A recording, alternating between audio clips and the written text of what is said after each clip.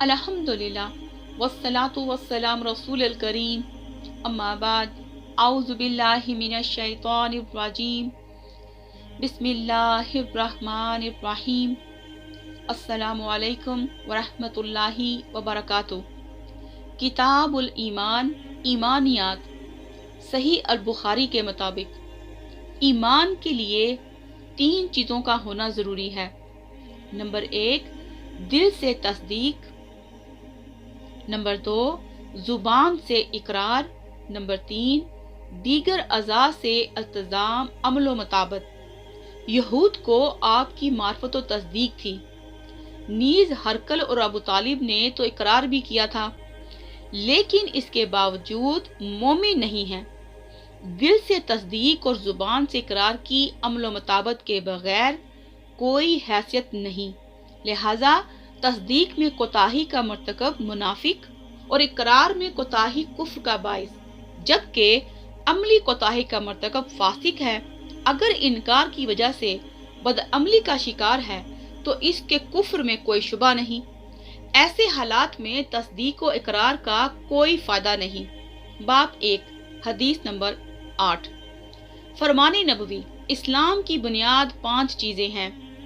हज़रत अब्दुल्ला बिन उमर रज़ियल्लाहु अन्हुमा से रवायत है कि रसूलुल्लाह सल्लल्लाहु अलैहि वसल्लम ने इरशाद फरमाया, इस्लाम की बुनियाद 5 चीज़ों पर रखी गई है। गवाही देना कि अल्लाह के अलावा कोई माबूद हकीकी नहीं और हज़रत मोहम्मद सल्लल्लाहु अलैहि वसल्लम अल्लाह के रसूल हैं। नमाज कायम करना, ज़कात अदा करना, हज करना और रमज़ान अल मुबारक के रोज़े रखना। फ़वाइद इमाम बुखारी के नज़दीक इस्लाम और ईमान एक ही चीज़ है और ये बात बांध कर साबित किया है कि शरीयत ने चंद चीज़ों से ईमान को मुरक्कब बनाया है और इसमें कमी और बेशी हो सकती है। इमाम बुखारी खुद फरमाते हैं कि मैं मुख्तलिफ शहरों में 1000 से ज़्यादा अहले इल्म से मिला हूँ। सब यही कहते थे कि ईमान कौल और अमल का नाम है और ये कमो बेश होता रहता है। बाब नंबर 2 हदीस नंबर 9। अमूर ईमान हज़रत अबू हुरैरा रज़ियल्लाहु अन्हु से रवायत है, वो रसूलुल्लाह सल्लल्लाहु अलैहि वसल्लम से बयान करते हैं, आपने फरमाया ईमान की 60 से कुछ जायद शाखें हैं और हया भी ईमान की एक अहम शाख है। फवाइद हदीस के आखिर में हया को खुसूसियत के साथ बयान किया गया है क्योंकि इंसानी अखलाक में हया का बहुत बुलंद मकाम है और ये वो खसलत है जो इंसान को बहुत से जराइम से रोकती है। हया सिर्फ लोगों से ही नहीं बल्कि सबसे ज्यादा हया अल्लाह से होना चाहिए। इस बिना पर सबसे बड़ा बेहया वो बदबख्त इंसान है जो गुनाह करते वक्त अल्लाह से नहीं शर्माता। यही वजह है कि ईमान और हया के दरमियान बहुत गहरा रिश्ता है। बाब नंबर 3 हदीस नंबर 10। मुसलमान वो है जिसकी जुबान और हाथ से दूसरे मुसलमान महफूज रहें। हज़रत अब्दुल्ला बिन उमर रज़ियल्लाहु अन्हुमा से रवायत है, वो रसूलुल्लाह सल्लल्लाहु अलैहि वसल्लम से बयान करते हैं, आपने फरमाया कि मुसलमान वो है जिसकी जुबान और हाथ से दूसरे मुसलमान महफूज रहें और मुहाजिर वो है जो इन चीजों को छोड़ दे जिनसे अल्लाह ने मना किया है। फवाइद इस हदीस में सिर्फ जुबान और हाथ से एज़ा रसानी का जिक्र है क्योंकि बेशतर इंसानी अज़ियतों का ताल्लुक इन्हीं दो से होता है, वरना मुसलमान की शान तो ये है कि दूसरे लोगों को इससे किसी किस्म की तकलीफ ना पहुंचे। चनाचा बाज रवायात में ये इजाफा भी है कि मोमिन वो है जिससे दूसरे लोगों के खून महफूज रहे। वाज़ा रहे कि इससे मुराद वो एज़ा रसानी है जो बिला वजह हो, क्योंकि बशर्ते कुदरत मुजरमों को सजा देना और शर पसंद अनासर की फसाद अंगेजियों को बज़ोरे बाजू रोकना तो मुसलमान का फर्ज मनसबी है। बाब नंबर 4 हदीस नंबर 11। कौन सा मुसलमान अफजल है? हजरत अबू मूसा अशरी रज़ियल्लाहु अन्हु से रिवायत है کہ صحابہ کرام رضی اللہ عنہ نے عرض کیا، یا رسول اللہ صلی اللہ علیہ وسلم، کون سا مسلمان افضل ہے؟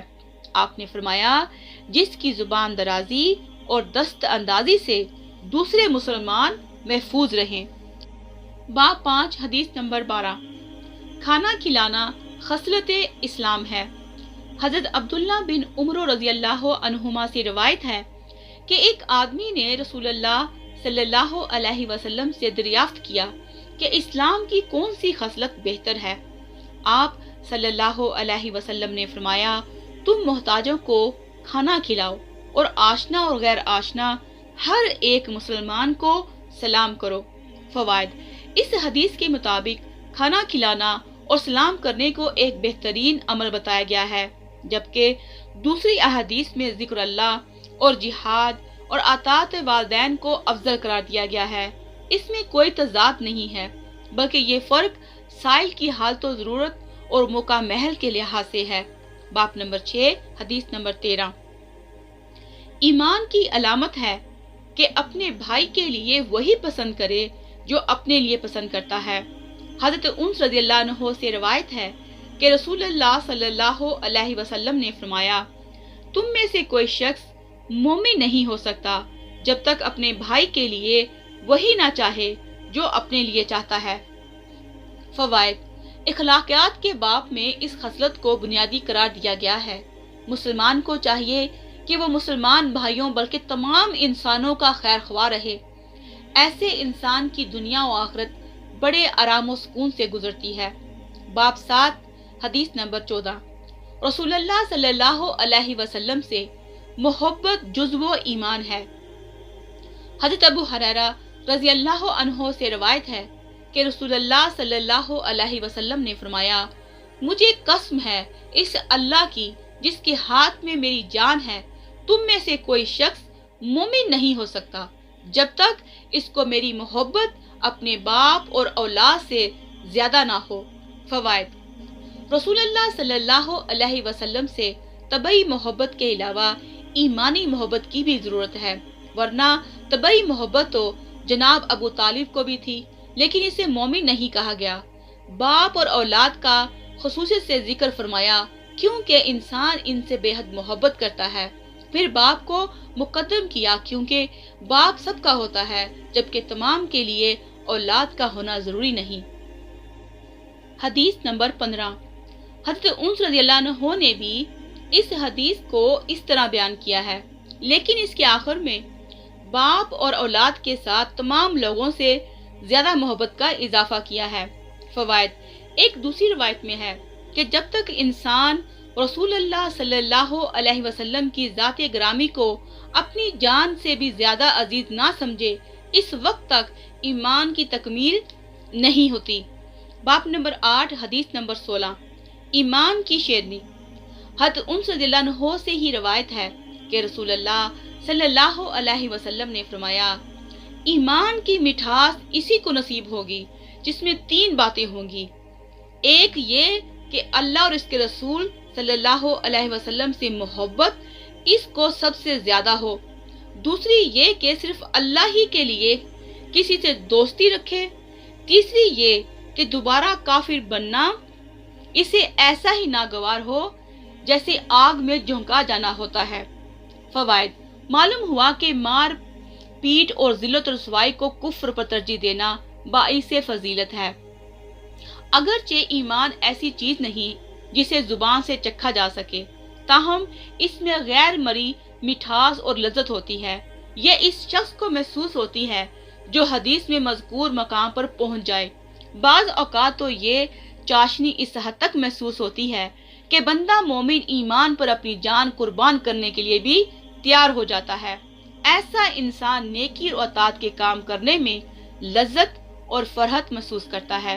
باب نمبر 9 حدیث نمبر 17۔ انصار سے محبت علامت ایمان ہے۔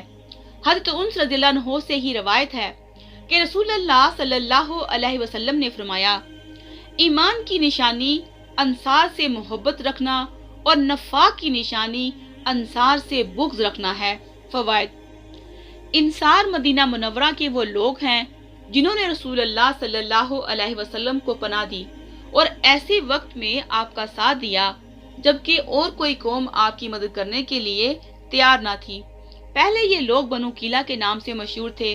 رسول اللہ صلی اللہ علیہ وسلم نے ان کا نام انصار رکھا۔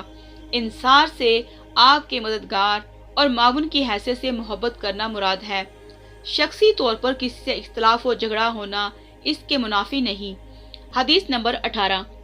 حضرت عبادہ بن صامت رضی اللہ عنہ کا بیان ہے کہ رسول اللہ صلی اللہ علیہ وسلم کے ارد گرد صحابہ رضی اللہ عنہ کی ایک جماعت تھی، تو آپ صلی اللہ علیہ وسلم نے فرمایا، تم سب مجھ سے اس بات پر بیعت کرو کہ اللہ کے ساتھ کسی کو شریک نہ ٹھہراؤ گے، چوری نہیں کرو گے، زنا نہیں کرو گے، اپنی اولاد کو قتل نہیں کرو گے، اپنے ہاتھ اور پاؤں کے سامنے دیدہ دانستہ کسی پر افطرا پردازی نہیں کرو گے، اور اچھے کاموں میں نافرمانی نہ کرو گے۔